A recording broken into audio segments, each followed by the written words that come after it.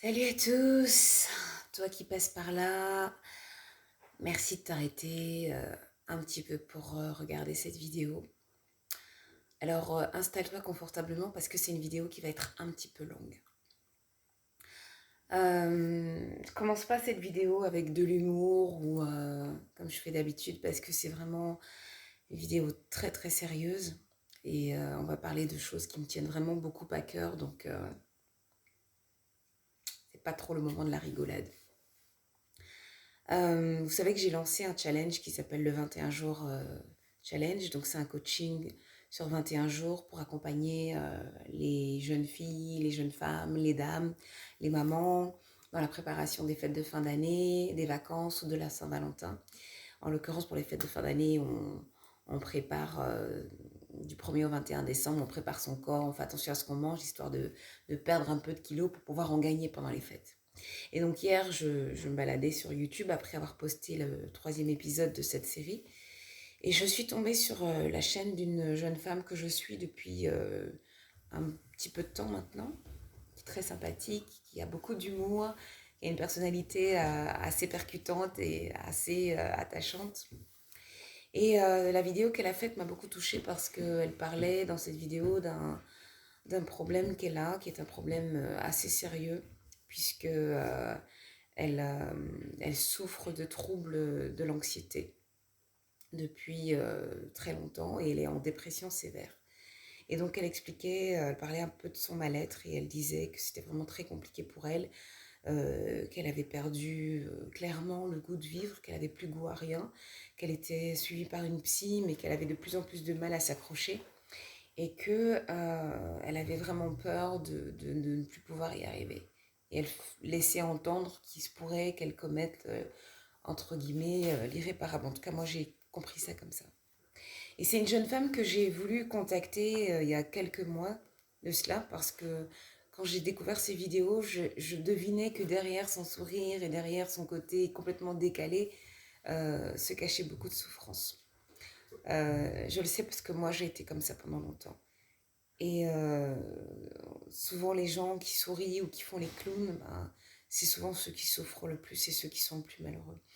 Et donc, je l'avais contactée en lui envoyant un petit message en lui disant que j'étais très touchée par ses vidéos et que si elle voulait, je pouvais lui apporter une aide et qu'on pouvait déjà échanger et discuter. J'ai pas forcément eu la réponse que j'attendais puisque elle m'a répondu, mais elle m'a dit écoute, si je t'ai envoyé un message, c'était une erreur, voilà. Et puis bon, voilà. Donc je pense que j'ai laissé un petit mot gentil, j'ai pas insisté plus que ça. Et donc de voir cette vidéo-là et de voir à quel point elle était en souffrance, ça m'a vraiment ramené à des années en arrière.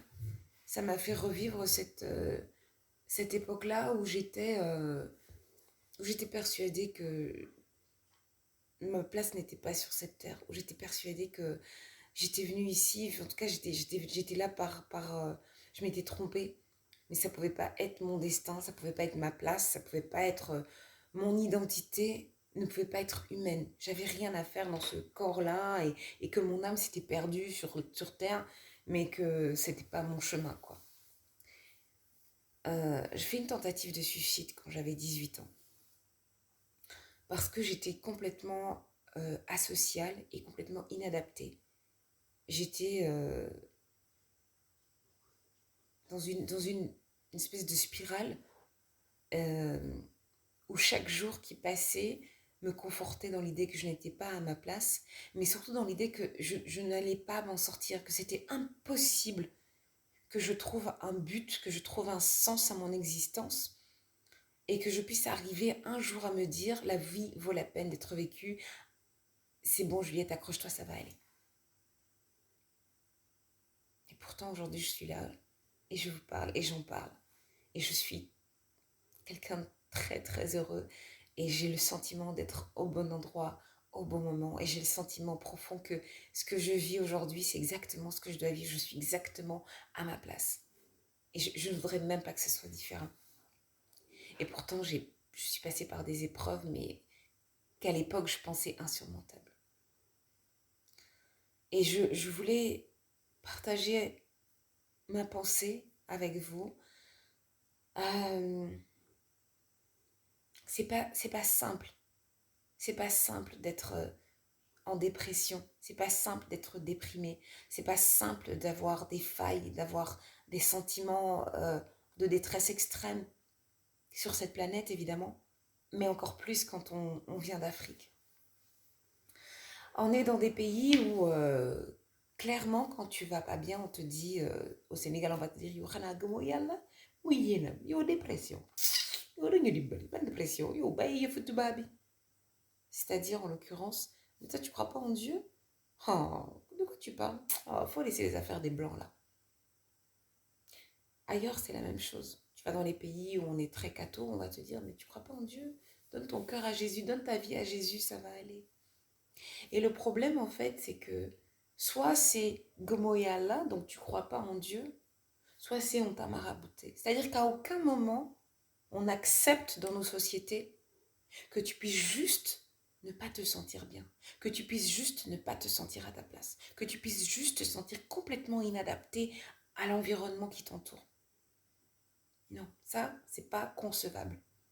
Si tu es en dépression, si tu déprimes, si tu peux plus te lever de ton lit, si tu es obligé d'avoir recours à des somnifères, des anxiolytiques, des antidépresseurs, c'est parce que tu ne crois pas en Dieu. Parce que si tu croyais en Dieu, tu saurais que la vie est précieuse et que tout ce que Dieu met sur ton chemin, patati patati patata. Ou alors c'est qu'on t'a marabouté. C'est ton cousin, ta tante, c'est ton oncle, c'est ton ami, c'est ton machin, jaloux, tatata. On a emmené ton nom chez le marabout. C'est pour ça que tu es dans cet état-là. On ne peut pas concevoir que parce que juste ton environnement professionnel, ta vie de couple, ta vie familiale est devenue trop lourde à porter, tu puisses entrer dans des états psychologiques et psychiatriques, entre guillemets, tellement éprouvants psychologiquement que ça te fait devenir presque une loque. C'est-à-dire que tu ne peux plus fonctionner. C'est ça en fait. On est dans une société où il faut fonctionner. Il faut faire des études, il faut bien travailler à l'école, il faut avoir un stage, il faut trouver un boulot, après il faut te remarier, il faut faire des enfants, il faut acheter une maison, il faut envoyer tes parents à la Mecque, il faut. On est dans une société où le poids des il faut et des on doit là, mais c'est atomique. C'est j'ai même pas de mots. C'est-à-dire que tu n'as même pas terminé d'accomplir quelque chose, que tu as un autre truc encore qui se présente. Et c'est-à-dire que tu passes ta vie, ok? Tu passes ta vie en fait à remplir, à cocher des petites cases. La planète sur laquelle on vit, et notamment nos sociétés africaines, c'est un grand carré. Dans ce carré-là, il y a plein de petites cases. Et dans chaque case, maintenant, il y a 1 milliard de pixels. C'est-à-dire toi, tu passes ta vie à rentrer dans le moule. Si tu rentres pas dans le moule, là, oh, malheur sur ta tête. Donc, il faut aller à l'école. Il faut bien travailler. Hein. Comme ça, tu pourras aller dans une bonne école supérieure, une bonne université. Quand tu es à l'école supérieure ou dans une université, il faut bien travailler. Hein. Quand tu as de bons diplômes, comme ça, tu auras un bon travail. Ok? Tu vas trouver un bon stage d'abord. Après, tu as un bon travail. Quand tu as trouvé le travail, maintenant, il faut chercher le mari. Quand tu as le mari, maintenant, il faut faire un enfant, il faut faire 2 enfants. Si tu as des filles, il faut chercher le garçon. Maintenant, vous là, quand vous avez deux enfants, 3 enfants, il faut acheter une maison, il faut acheter une voiture, il faut envoyer les parents à la Mecque. Il faut. Mais... Et puis, personne ne te donne le mode d'emploi. On te dit non, on t'a tout transmis, on t'a transmis les valeurs, on t'a donné l'éducation, on t'a payé de bonnes écoles. C'est des foutaises, arrêtez ça. Arrêtez ça. Si ça là, ça faisait des êtres humains épanouis et heureux, ça se saurait. Les bonnes écoles, ça fait des bons diplômes, ça fait des bons petits robots dans des bonnes entreprises. C'est tout ce que ça fait. Les valeurs et les traditions qu'on nous transmet là, ça fait de nous des femmes soumises, d'accord? Ça fait de nous des femmes qui se font humilier dans leur couple. Ça fait de nous des femmes qui ont tellement peur de divorcer, tellement peur qu'on leur trouve une deuxième, tellement peur qu'on les quitte, qu'elles subissent et qu'elles acceptent tout et n'importe quoi. Les valeurs et les traditions de Mouni et de Mosla, ça fait de nous des femmes qu'on humilie. Ça fait de nous des femmes que des pervers narcissiques humilient, critiquent, méprisent et tabassent et bastonnent. Et puis on est là, on ne dit rien. Pourquoi? Parce qu'il y a un grand truc qui s'appelle la société. Il y a un grand concept qui est complètement abstrait, hein, mais qui s'appelle le qu'en dira-t-on. Ça là, c'est ça là même qui pèse dans ta vie tous les jours que Dieu fait.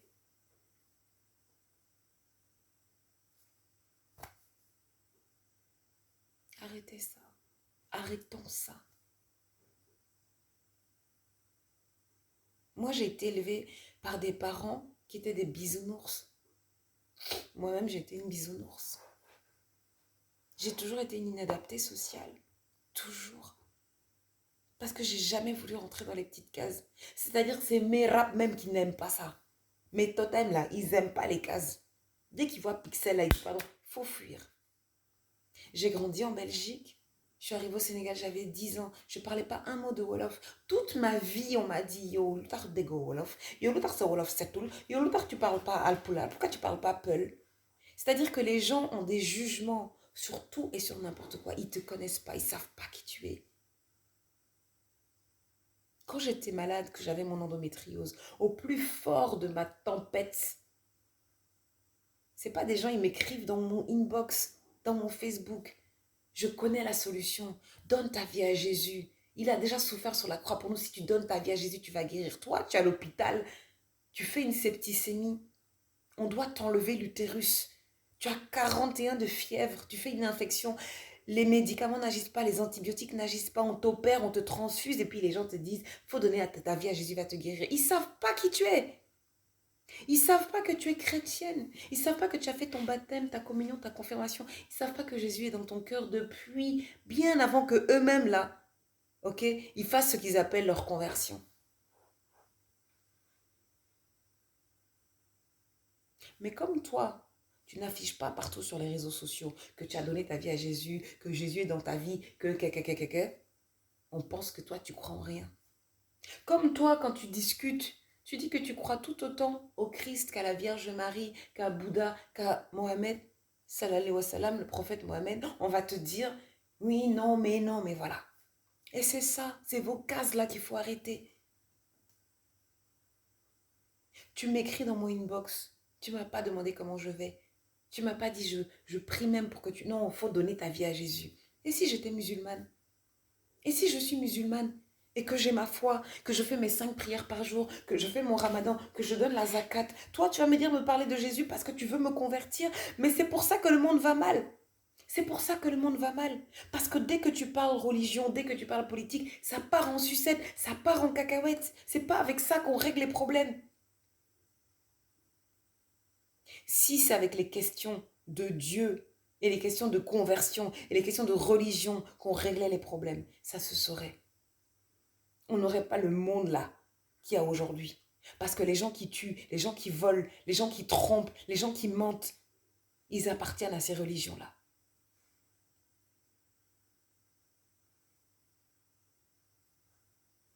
Malheureusement, au lieu de régler les vrais problèmes, avec des choses qui rassemblent les gens, avec des choses qui unissent les gens, on ne brandit comme argument que des choses qui divisent. Toi, tu es musulman, moi, je suis chrétienne. On s'en va discuter, ok? Ouais, mais non, mais ouais, mais c'est moi, mais c'est moi. On va jamais s'entendre. On va jamais s'entendre. Donc, une fois pour toutes, comprenez-moi. Vous n'êtes pas plus chrétienne que moi.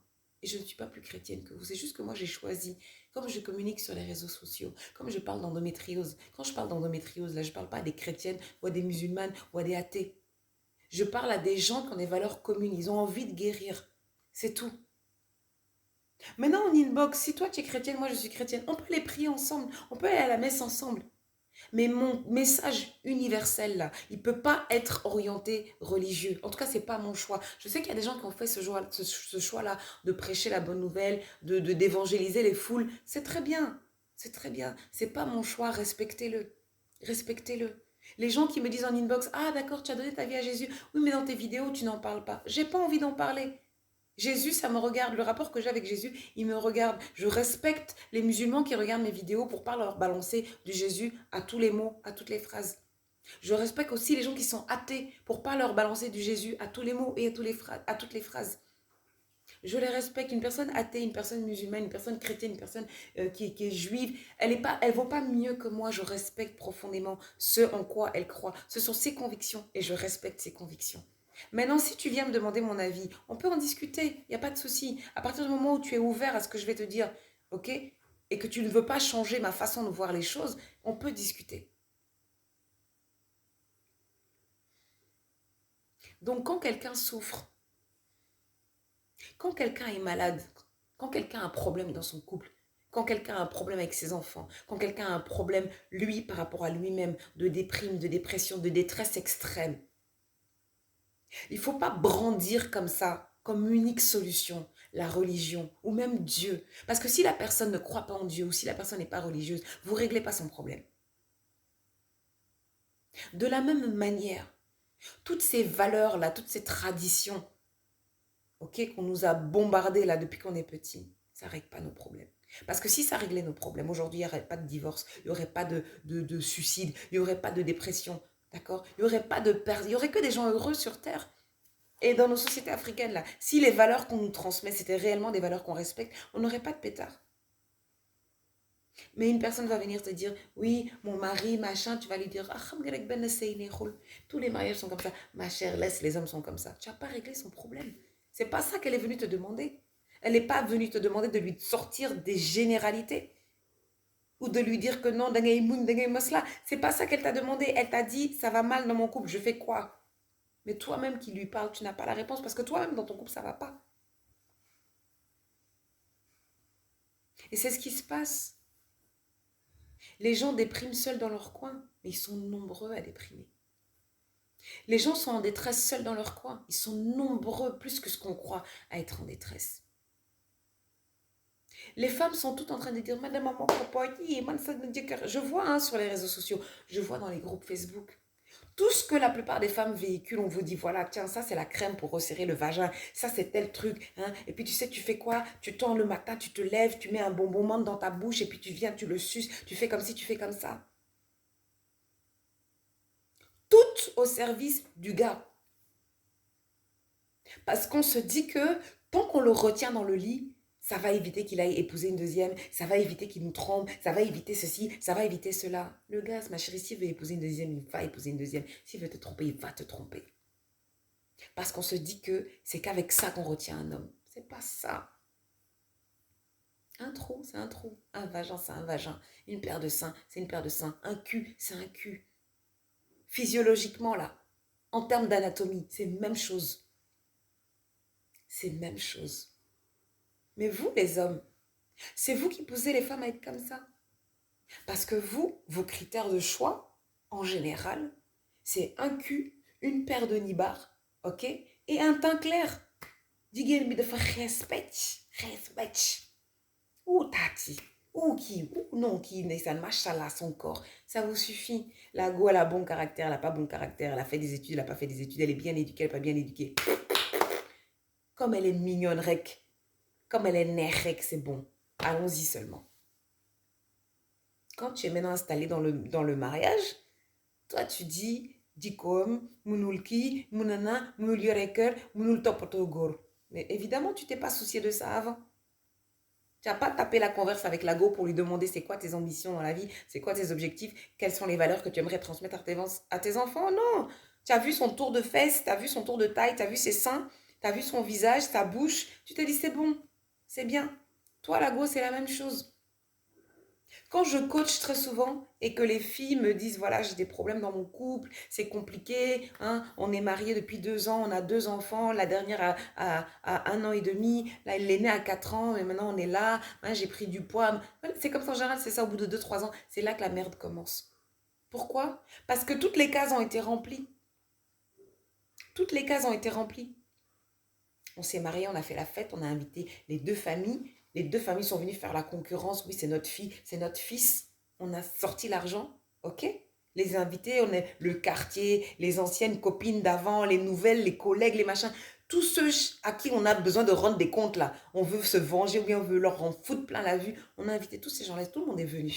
On a mangé, on a bu. Il y en a qui ont dit c'est bien, il y en a qui ont critiqué, etc. Ils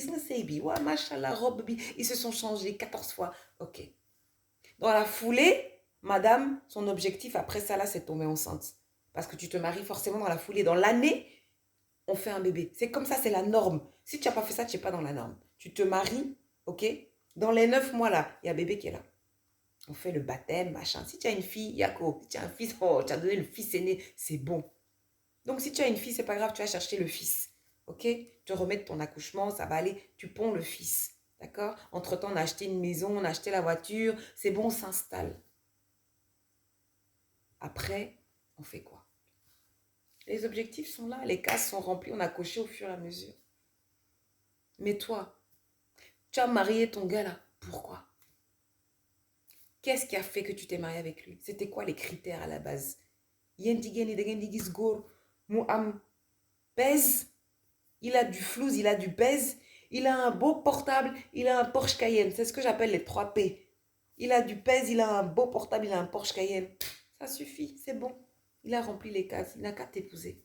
Il est gentil, il est généreux, il a de l'humour, vous partagez les mêmes valeurs, vous avez les mêmes traditions, vous regardez dans la même direction, vous aimez les mêmes choses, le jardinage, le bricolage, la musique, danser, le théâtre, le cinéma, les animaux. Ça, tu t'en fous.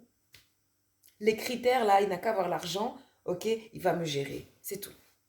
S'il est beau en plus, c'est bien, mais s'il n'est pas beau non plus, c'est pas grave. Et ma chérie, on ne construit pas un mariage sur ça.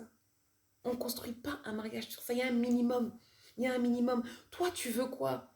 Tu aimes la délicatesse, tu aimes la tendresse, tu aimes la gentillesse, tu aimes la générosité, tu aimes qu'on te parle doucement, tendrement. Et puis tout ça, tu t'occupes pas de savoir si le gars, il va t'apporter tout ça. Toi, monsieur, tu as fait des études, tu es intellectuel, tu es allé à l'école, tu es allé à la fac, tu as des diplômes, tu aimes échanger, tu aimes discuter, tu aimes lire. Mais tu vas épouser une nana parce qu'elle a un beau cul, elle a un beau visage, ça te suffit. Tu ne te demandes même pas, la gola va t'apporter quoi dans ton foyer, quoi dans ta maison. C'est la future mère de tes enfants. Toi, c'est le futur père de tes enfants. C'est quoi les critères de choix? C'était quoi? Souvent, je demande aux messieurs qui viennent me voir, je leur dis, mais quand tu l'as repéré là, toi, dans la vie, c'est qu'est-ce que tu veux transmettre comme valeur à tes enfants? Ah, je veux transmettre des valeurs de générosité, familiale, le courage, la politesse, la courtoisie, l'ambition. D'accord? Et ta femme, elle fait quoi? Elle est courageuse, elle est ambitieuse, elle est gentille, elle est polie, elle est généreuse. Non, elle est assise dans la maison, elle fout rien. Elle regarde des clips toute la journée, elle est sur son téléphone, sur Facebook, ok? Parce que toi, tu as 26 ans et qu'elle, elle a 19 ans. Mais tout ce que tu veux transmettre comme valeur à ton enfant, là, il faudrait que ta femme les ait aussi. Ce que tu peux transmettre à ton enfant, ce sont des valeurs communes que vous partagez tous les deux. Non, c'était pas dans tes critères de choix. Donc ce que tu veux transmettre là, si ça n'existe pas chez ta femme, tu veux le transmettre comment? Il faut être deux pour éduquer un enfant. Donc on est dans cette société-là. Cette société du paraître, cette société du quand dira-t-on. D'un côté, tu as le paraître, de l'autre côté, tu as le quand dira-t-on. Ça veut dire que pendant que tu parais là, tu sais que si tu arrêtes de paraître, ton souci, ça va être qu'est-ce qu'on va dire si j'arrête de paraître. Donc tu es prisonnière dans ça et tu peux plus bouger. Et tu peux plus bouger. Donc quand tu as certaines valeurs, tu peux pas t'adapter à cette société-là. Quand il y a des choses que tu ne sais pas faire, si tu ne sais pas marcher sur la tête des gens, si tu ne sais pas les écraser, te servir de la tête des gens comme marchepied pour monter les échelons sociaux, mais ma chérie, tu vas être fatiguée. Ce que moi j'ai été toute ma vie. Bisounours que je suis là, arrivée de Belgique à l'âge de 10 ans, je ne parle pas Wolof. Mes parents n'ont pas d'argent, ils sont diplômés. Mon père est ingénieur agronome spécialisé dans les énergies biodégradables. Ma mère est conseillère en sciences familiales et sexologiques. On est en 85, s'il vous plaît. Moi, j'ai regardé, j'ai dit, mais vous rentrez au bled pour faire quoi? Il n'a pas compris, il faut m'expliquer. Moi, j'étais une bounty, hein. J'étais une vraie bounty. C'est-à-dire que j'étais noire, c'est la peau seulement dedans, là, c'était blanc. Fini, formaté. Et j'arrive au Sénégal. Mes parents ne m'ont pas mis à Jean Mermoz ou au Mariste ou à Jeanne d'Arc. Non, ils ont commencé par me mettre à Saldia parce qu'ils n'avaient pas l'argent. J'ai fait mon CM1 à Saldia avec un maître qui bastonnait les élèves avec une espèce de chambre à air comme ça, là. Moi, j'étais là, j'étais tétanisée, terrorisée, traumatisée. Je ne comprenais pas ce que je faisais là. Le maître, il prenait son truc, il disait 3 fois 4. Et si tu te trompes, il fallait qu'il te frappe. J'ai une anecdote, c'est même pas une anecdote parce que c'est l'un des plus grands traumatismes de cette période-là. on avait ramené de Belgique un réveil électrique et le réveil, en fait, il s'est éteint parce qu'il y a eu une coupure de courant dans la nuit, comme il y en avait à cette époque-là et comme il y en a toujours aujourd'hui. Et donc, le réveil s'est éteint, donc il n'a pas sonné. Donc, je suis allée en retard à l'école, je suis arrivée en retard. Et en arrivant, j'ai aperçu la queue des élèves dehors. Ils étaient une dizaine devant la classe qui faisaient la queue pour recevoir leur coup de bâton, là. Parce que quand tu arrivais en retard, tu recevais 2 coups de bâton. C'était une espèce de pied de chaise, parce qu'en plus, les élèves faux cul, là, c'est eux qui ramenaient les armes de destruction massive pour taper les élèves, d'accord? Donc, il avait une espèce de pied de chaise super gros, bleu clair, je me rappelle. Et je suis arrivée et j'ai commencé à expliquer que non, c'était le réveil qui n'avait pas sonné. Le prof, on n'avait rien, le maître, on n'en avait rien à cirer. Il m'a dit, ouais, tends la main, ouais, les autres attendent derrière toi, tends la main. J'étais là, monsieur, s'il vous plaît, c'est le réveil qui a. Voilà. Et quand on me frappait comme ça, bah, toute la matinée, moi j'étais sur ma table, je pleurais. J'étais traumatisée. J'avais 10 ans et j'étais traumatisée. Le retour au bled de mes parents, c'est le plus grand traumatisme de ma vie. Ça a déterminé toute ma vie d'après. Incapacité à m'adapter, ni à l'école, ni au collège, ni au lycée. C'est quand j'ai commencé à faire de la radio que je me suis vraiment épanouie parce que c'était pour moi le seul moyen de m'évader dans mon monde, dans ma bulle, là où personne me demandait pourquoi tu parles pas Wolof, mais pourquoi quand tu parles français tu es choco, pourquoi ci, pourquoi ça. Je faisais rêver les gens et moi-même je rêvais, c'était très bien comme ça. Mais cette adolescente-là qui a jamais eu euh, les moyens de trouver sa place, elle était en souffrance. Moi, j'étais en souffrance réelle, sachant que l'année où on est rentré du Sénégal et de Belgique, 2 ans plus tard, mes parents divorçaient. Mon père était à gauche, ma mère était à droite. Moi, j'étais au milieu. On était avec les nounous, avec les bonnes. Mes parents n'avaient pas les moyens. Donc moi, tous les 3 mois, régulièrement, on me foutait dehors de l'école. Je me rappelle qu'on avait la surveillante générale à Jeanne d'Arc, Madame Diompi, qui me disait «Hé Juliette, bah, tu sors, va t'asseoir à l'amphi.» C'était la liste des élèves qui n'avaient pas payé. Ma mère, elle payait l'école toujours en retard. Donc, bref, moi, j'ai passé ce traumatisme-là sans pouvoir avoir ni les solutions, ni les outils, ni les armes pour m'en sortir. Et ça a été très difficile. J'ai toujours été une élève à part. Et je me suis toujours dit, ok, tes parents, ils n'ont pas de thunes, t'es pas forcément une super élève parce que à cause des traumatismes, moi, j'étais complètement larguée sur le plan scolaire. Autant quand je suis arrivée de Belgique en CM1, en CM2, j'étais première de ma classe tout le temps. Autant quand je suis arrivée à Jeanne d'Arc, l'année où mes parents ont divorcé, ça a été un traumatisme pour moi. Et j'ai découvert après, par la suite, que j'avais, en plus de ça, un trouble de l'attention. J'étais dyslexique et dyspraxique. Donc, c'était compliqué pour moi de suivre en classe. Je me lassais vite, je m'ennuyais très vite. Ce qui me passionnait, c'était les langues, le sport, le dessin, c'est tout. Le reste, c'était compliqué pour moi. J'adorais les rédactions, j'adorais les dissertations, tout ce qui était logique, là. Maths, physique, grammaire, conjugaison, ça me prenait la tête, je ne comprenais pas. Et pendant toute cette période-là, il n'y avait personne qui me demandait comment j'allais. Personne ne se souciait de savoir comment je fonctionnais. Et c'est ça le problème de cette société-là. Au Sénégal et ailleurs en Afrique de l'Ouest, personne ne te demande comment tu vas. On te dit si, comment vas-tu, Nagadaf et tout, ça va, c'est en surface. Ah, ça va, ça va. Il n'y a personne qui te dit, tant, ça va pas, je déprime, je ne sais pas où j'en suis. Ça va pas avec ma femme, ça va pas. Non, parce que tu n'as pas le droit de dire que ça va pas. Tu es toujours obligé de dire que tout va bien. Il faut toujours montrer que ça va bien. T'es malheureuse dans ton ménage, mais il faut montrer que ça va bien. Ça va pas dans ton travail, mais il faut montrer que ça va bien. Ça va pas dans ta famille, il faut montrer que ça va bien. T'es à l'école, ça va pas chez toi. Quand tu viens travailler, quand tu viens à l'école, quand tu vas au collège, quand tu vas au lycée, il faut montrer que ça va bien. Donc tu fais semblant jusqu'au jour où tu peux plus faire semblant. Et moi, quand j'ai fait ma tentative de suicide, c'est parce que je ne pouvais plus faire semblant. Je me suis rendu compte qu'entre le cocon bisounours dans lequel ma mère nous avait élevés et la vraie vie, mais il y avait un fossé. Il y avait un fossé. Moi, j'étais quelqu'un qui savait pas dire non. J'étais quelqu'un qui avait peur du conflit. J'étais quelqu'un qui avait tellement besoin d'amour, de reconnaissance, d'approbation, d'assentiment, que je disais oui à tout. J'étais incapable de dire non, je ne peux pas, non, je ne veux pas, non, ça ne me convient pas. J'ai appris ça super tard. Et quand tu es comme ça, tu peux parler à personne. Donc tu tiens, tu gardes pour toi ta détresse, ton malheur, tes difficultés, tes problèmes, tes peurs, tes doutes, jusqu'au jour où ça te submerge et tu fais une bêtise.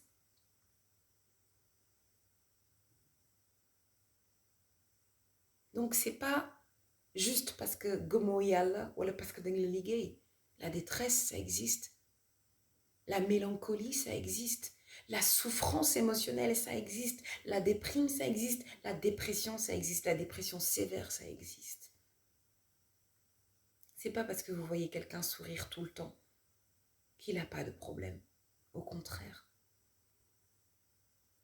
Et c'est pas facile de dire non, c'est pas facile de dire tu sais quoi, arrête, ce que tu fais là ça me plaît pas, ça me convient pas, tu abuses, tu profites de moi, tu profites de ma gentillesse, maintenant ça suffit. C'est pas facile, on nous l'apprend pas ça.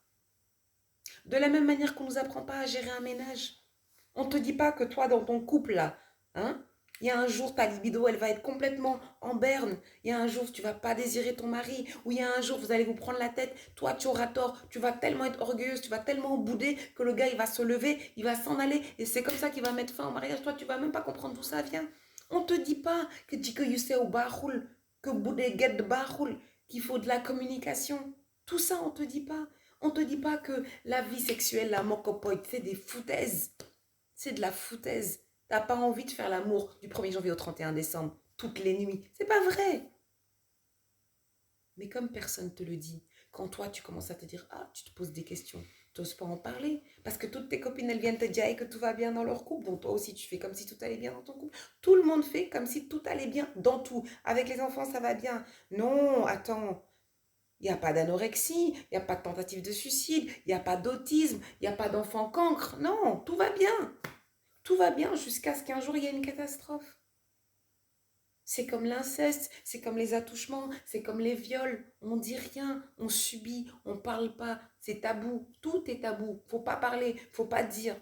Jusqu'à quand? Jusqu'à quand? Donc cette fille-là qui a fait cette vidéo sur son mal-être profond, elle a osé en parler. Et je suis sûre que beaucoup de personnes se reconnaîtront dans sa vidéo parce que des gens qui sont en souffrance, en détresse, en déprime, en dépression, malheureux, mélancoliques, il y en a beaucoup. Donc il faut que ça change. Il y a beaucoup de choses qu'il faut changer. Il y a beaucoup de choses qui doivent changer. C'est pas normal d'être en souffrance et de ne pas pouvoir le partager. C'est pas normal d'avoir mal et de ne pas avoir quelqu'un à qui se confier. C'est pas normal d'être prisonnière dans un couple avec un mari avec qui tu n'es pas né, c'est-à-dire quelqu'un que tu as choisi, et de te dire que tu es prisonnière de ça et que tu ne peux pas mettre fin à ça. C'est pas normal d'être un mari prisonnier d'un couple parce que tu te dis que tu ne peux pas divorcer ou tu ne peux pas répudier ta femme ou parce que tu ne peux pas la laisser, donc tu vas chercher une deuxième, puis une troisième, alors juste que tu es insatisfait et que tu ne peux pas te sortir de ça parce que la société, parce que la famille, parce que la belle famille, ce n'est pas normal. Ça n'a rien à voir avec le fait de ne pas avoir de valeur, ça n'a rien à voir avec le fait de ne pas croire en Dieu ou de ne pas avoir de spiritualité ou de religion. C'est pas juste ça. Il faut évoluer avec son temps. Il faut être conscient que les choix que tu fais aujourd'hui auront des conséquences demain, dans 10 ans, dans 15 ans, dans 20 ans. Faire un enfant avec quelqu'un, c'est une responsabilité. Tu ne peux pas faire un enfant pour faire un enfant. Tu fais un enfant avec ton mari, mais ton mari, tu l'as choisi. Il faut avoir des critères de choix. Sinon, tu ne te maries pas, tu attends. Il ne faut pas se marier pour se marier. Garçon comme fille, on ne se marie pas pour se marier. On ne fait pas des enfants parce qu'il faut faire des enfants. Combien de femmes se retrouvent dépassées par la charge mentale, dépassées par la pression sociale, dépassées par l'environnement familial, la belle famille, tout ça parce qu'elles se sont mariées, parce qu'il fallait se marier. Elles ont fait des enfants. On ne réfléchit même pas à pourquoi on fait des enfants.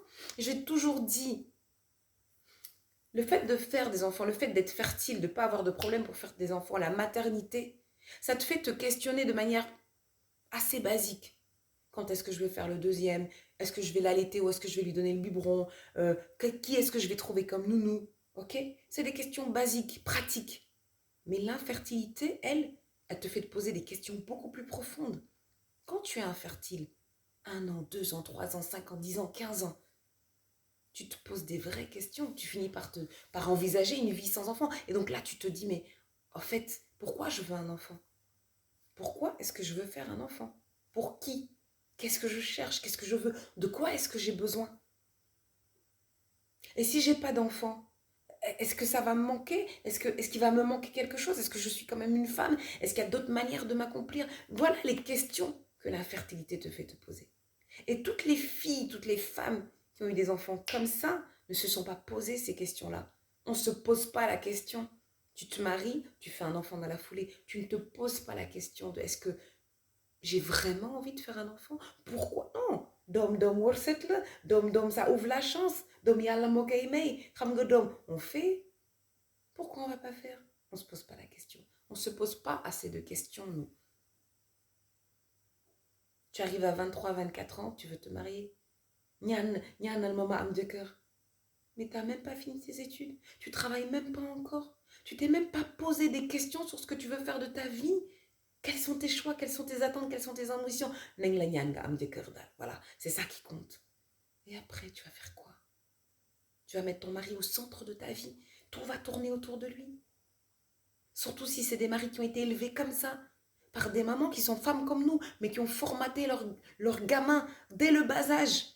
Gourdou faute, gourdou duxiwang, gourdou tok, gourdou joy. Ça veut dire le gamin il rentre pas dans la cuisine, le gamin joue pas avec une poupée, le gamin ne pleure pas. Gourgourle, oui. Toi ton fils il a 3, 4, 5, 6 ans. Et il a déjà des petites copines. Mon fils c'est un futur tchof. Mais ta fille tu vas la tenir à la maison jusqu'à je sais pas quel âge.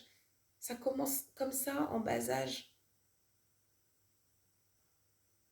Le gamin, tu vas venir, ça me dit là. Mais la fille, on dira pas ça, me dit bah non. Le gamin, il va être là, il va se balader tatinen, sans culotte, le sexe à l'air, à gorle. Mais la gamine, jamais on va la laisser faire ça. Il faut arrêter, il faut arrêter. Heureusement, on a une génération de nouvelles mamans là, qui réfléchissent, qui changent les choses. Mais c'est pas tout le monde, il y a encore du travail à faire. Donc s'il vous plaît, ayez plus d'humanité. Vous avez une religion, vous avez une spiritualité, il n'y a pas de souci. Mais catholiques, musulmans, chrétiens, juifs, bouddhistes, athées, les religions, la spiritualité peut-être peut nous éloigner, nous différencier.